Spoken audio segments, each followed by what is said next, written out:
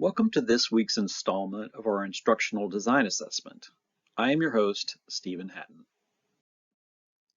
In this episode, we'll be discussing a concept regarding cognitive functioning called self-efficacy. And it is somewhat concerned with psychology because it's not a physical, tangible object. Rather, it's an attribute that is internalized in all of us. It's confusing, I know, but let's get to the definition where maybe we can make heads or tails of it. What is self-efficacy? The term was first proposed by Albert Bandura in 1977. You may have heard that name before. This is one of the biggest names in not only psychology, but the field of education. Per Shunk and Paharis, 2006, self-efficacy refers to one's potential to tap into their capabilities for learning or completing tasks. This builds off our earlier lesson brought to you by Richard M. Ryan on motivation, because self-efficacy is very much tied into our motivation, our self-regulation, and our learning. What is the self-efficacy theory all about? Well, that's kind of a loaded question. By that, I mean it's loaded with 4 other theories. It's kind of like a 4-layer cake comprised of the social cognitive theory, social learning theory, self-worth theory, and also the attribution theory. I won't go into all of those because it would take a great deal of time, but it just goes to show you that this theory is forged from several other aspects covered by Bandura and many others.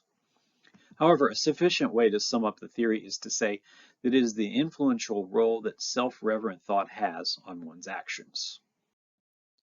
You might think that self-esteem is synonymous with self-efficacy, but self-esteem is typically how much you esteem yourself, how highly you value your self-worth.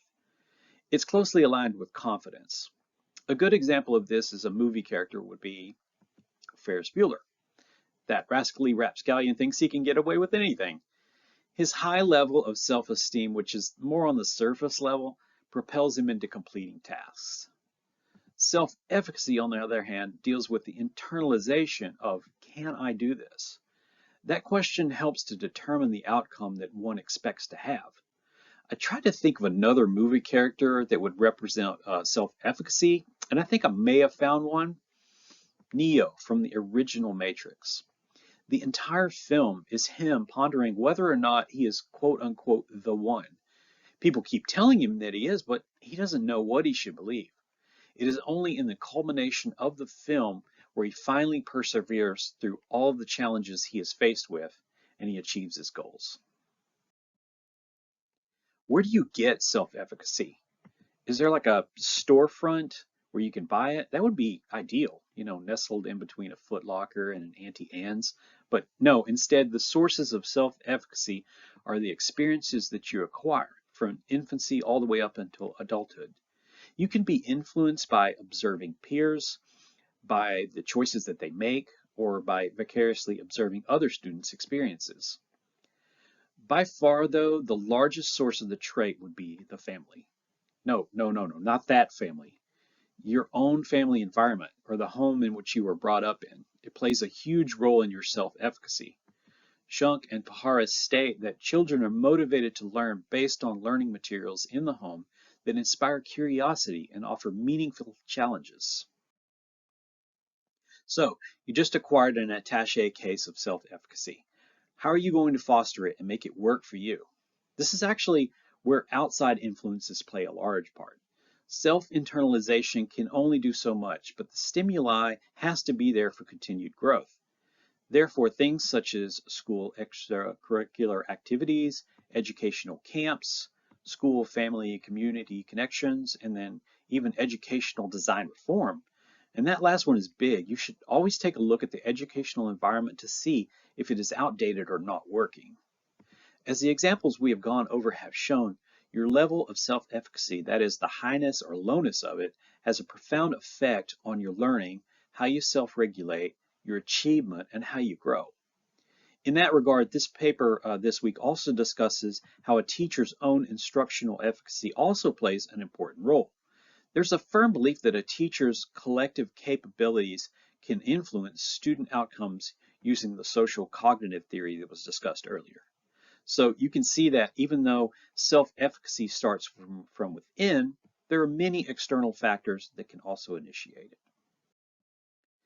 I really thought about using firewalking as my instructional design artifact, but I didn't see any real educational or instructional design benefits. But it's definitely a unique concept. No, seriously, because if you're at a firewalking motivational event and you see others do it, all of a sudden you have this innate trust that you can do it as well. But let's not do this one because it seems scary and a little bit unsafe. Instead, I thought of one that's probably just as frightening, a lesson plan built on public speaking. Yikes. Speech was a class in college that I had to take twice. Yeah, it's not something that I'm proud of, but I was probably the poster child for Bandura's example of someone who doubted my capabilities to learn or to perform well. Typically, the format of a speech class is to give you short introductory speeches at the beginning of the course, leading all the way up into a final speech with demonstrations, instructional, or persuasive varieties along the way. In this particular lesson plan, it's the persuasive kind. Here's an overview. First, students are placed in groups and asked what words come to mind when you're asked to present in front of an audience. They can use any device to put this in the answer garden, which is creates a visual word map. The teacher then has an opportunity to see what words come up most frequently and discuss them with the class. This gives them an idea of what is going through the students' minds as they prepare. Next, the teacher shows an instructional video about presenting with confidence, and the students participate in a brain pop activity, which enforces presentational concepts. Third, using Mind Modo, the student groups create a mind map of the 3 appeals of persuasive writing. That's logic, ethics, and emotion. The fourth part of the lesson is where each student group is given a unique invention from a list to write up a simple persuasive speech, convincing other student groups to buy in on the invention. They can use visual aids such as Prezi in their presentations to the class. Lastly, there's a wrap up, and using Poll Everywhere, students can anonymously vote in rating which was the best presentation, and then they can discuss what factored into that ranking. So upon evaluating this particular instructional design artifact, would a student feel efficacious? I'm happy to report that yes, it may not be the same for every case, but the majority would.